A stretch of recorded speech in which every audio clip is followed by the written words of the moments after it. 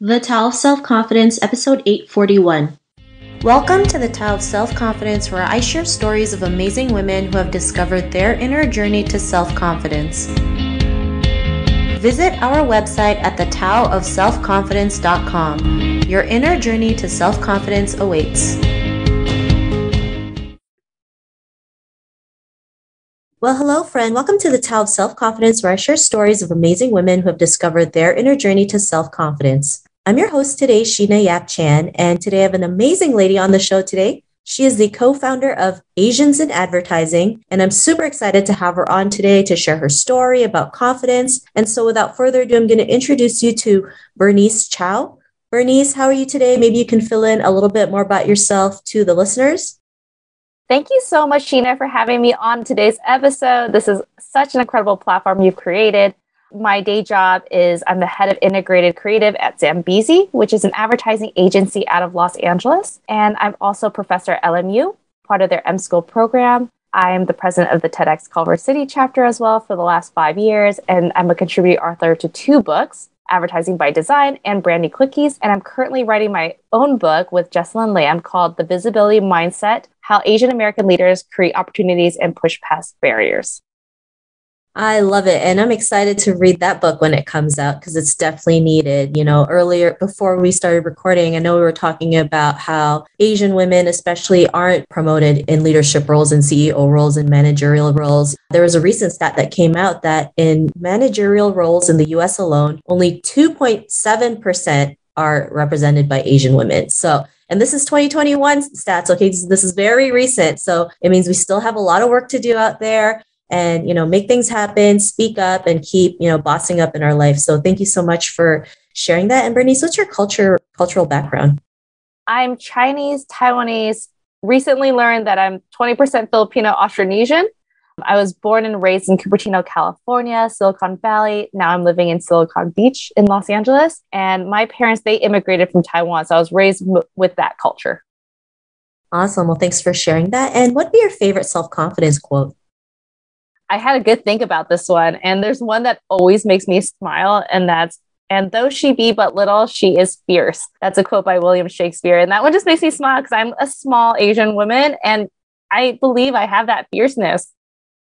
I love it. And yes, I know most Asian women are, petite, right? So of course, sometimes being petite can be seen as not confident or, seen as not taken seriously. But when you work on the inside and realize your potential, the size doesn't matter. You're a phenomenal woman. You're a powerful woman. You're a strong Asian woman. So I really love that quote that you mentioned. And in your own words, how do you define self-confidence?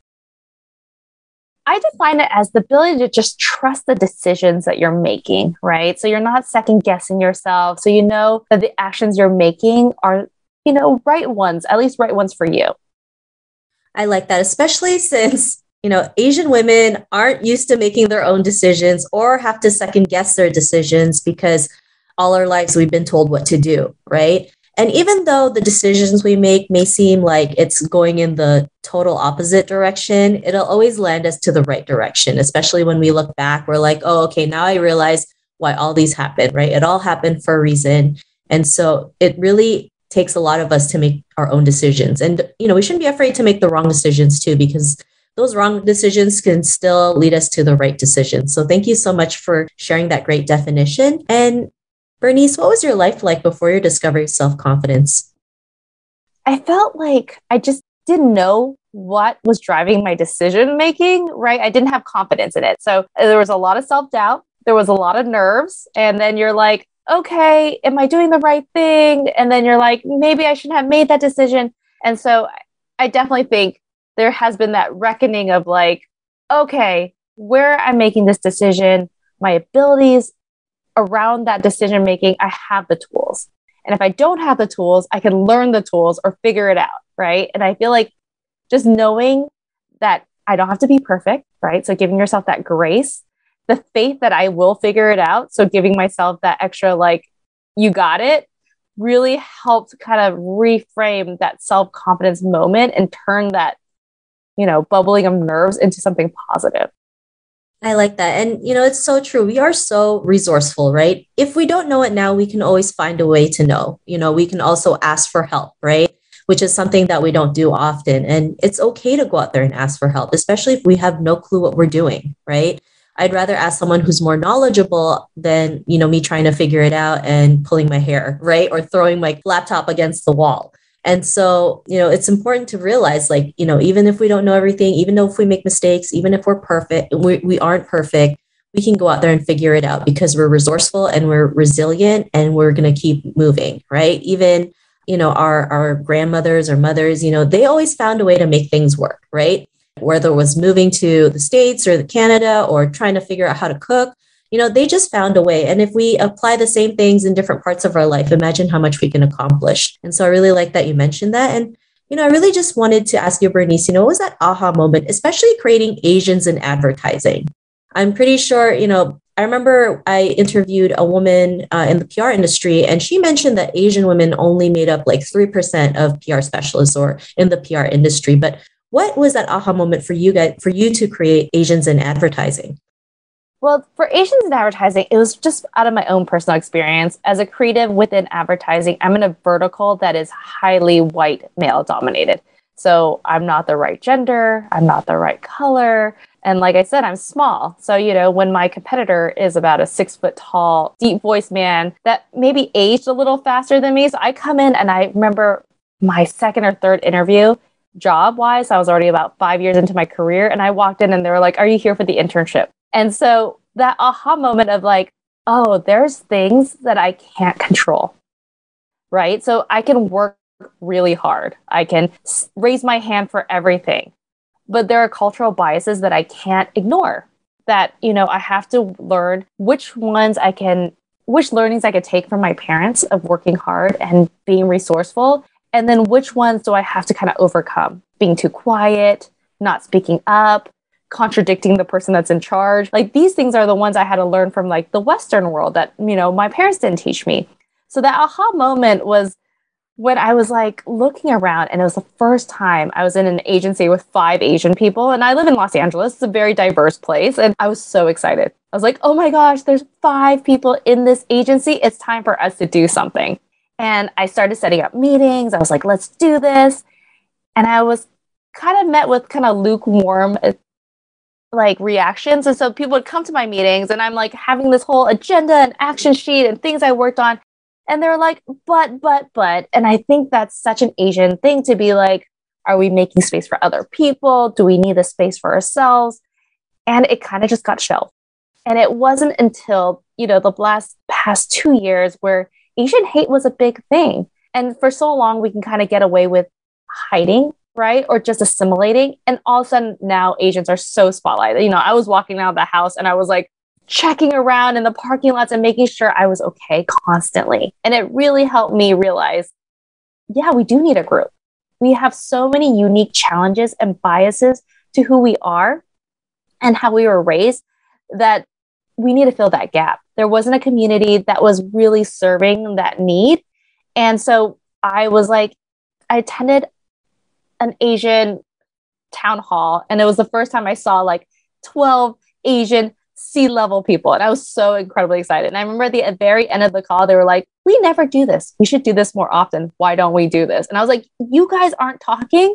So there's no community, not even for you guys. And it made me think, I need to bring up the idea I had 5 years ago. This needs to happen because these people don't have it either. And I met Jessalyn Lamb through a conversation, through a send. We were just in the chat on the side talking to each other and being like, hey, let's link up on LinkedIn. And she was so involved in everything. Like she was in part of all these clubs, all this activism, and she really wanted to change the way for API. And I was so moved by her passion that we connected and we started Asians in Advertise. Saturday, I created the site on Squarespace. Sunday, she looked it over. Monday, we launched it. We launched it with one event. It had over 600 signups.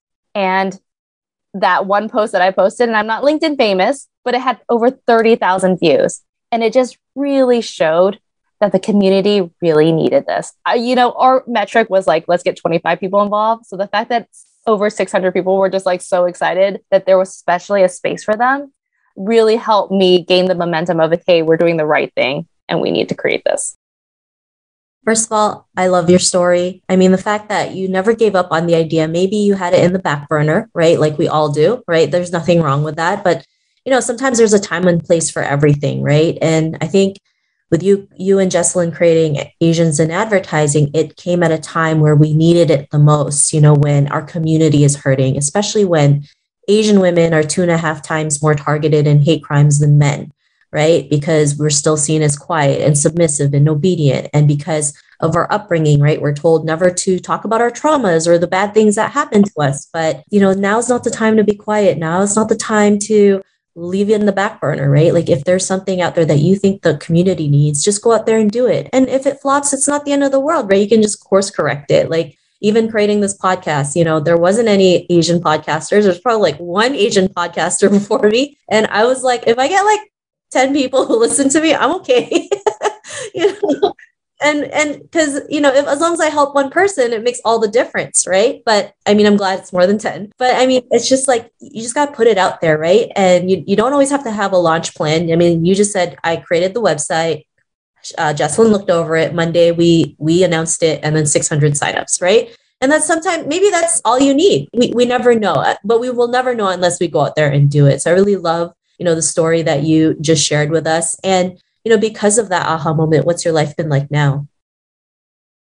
I still struggle with self-confidence. It's not just a done deal where you're like, okay, I'm 100% self-confidence. And it wavers, depending on projects or challenges. But, like I said, I know that I can get there, right? I know I can figure it out. And that faith in myself is where that self-confidence is. So maybe not in the task, but in my own ability to know that I can figure it out. I love it. And don't worry, we all go through confidence issues, even me, right? I may talk about confidence, but I deal with it as well, especially during the pandemic when everything closed down. I was just like, oh my God, it's the end of the world. And so this is why platforms like these are so important. So we can work on ourselves. We have that support and we realize we're just not the only people who go through this every single day. So I really love that you mentioned that. And because, confidence isn't like a linear journey, right? It's a roller coaster. You go up, you go down, you're upside down, you're sideways, you're all over the place sometimes. And sometimes that's okay, right? That's okay. Sometimes you need to just feel it out so that you can feel better again. So I really love that you mentioned that. And, to the woman who's listening to this episode, she may be in her own journey to self-confidence. What would be that one tip you'd give to her? I would say sit with yourself. I feel like as Asian women, we're so used to just going, right? Being busy feels good. And it's like, you need to stop and just appreciate who you are and what you've accomplished. So many times I look at, people that I'm interviewing, I'm looking at their about section of their website or their LinkedIn, and I'm like, where are all your achievements? I know you, I know all you've done, but it's not here. It's like, oh, I'm from this city and I go to this college. But I was like, where are all the incredible things that you've done? Like, I know you've won this award. I knew this one girl, she had 2 seasons of a podcast and it wasn't even on her about section. And I was like, you need to talk about yourself and at least sit with that, sit with that feeling that you've done amazing things and that you have incredible achievements and really like amplify that. I love it. And that's a great tip. And it's so needed, right? I mean, also listing your achievements, it's not just about yourself. It's also showing others, especially someone that looks a little bit like us, realize their potential and realize what's possible out there. It's also a great way to build your brand and get more business, get more clients, have people come to you. I mean, if I don't put myself out there, I wouldn't get half the messages I get, right? Because I'm out there, even if it's scary, even if I'm like, still second guessing, I'll go out there and do it because I know it's not just about me. There's people out there who need to see proof that we can go out there and do it. So I really love that you mentioned those tips. And if our listeners wanted to get to know a little bit more about you and what you do and some of your upcoming projects, is there any links or social media profiles we can connect with? Definitely check out Asians in Advertising. It's asiansinadvertising.com. It's also at Asians in Advertising on Instagram. We're on LinkedIn, Facebook, all the social media. If you're interested in learning more about me, my website's Bernice Chao, CHAO.com, and I'm at Hello Bernice across social platforms.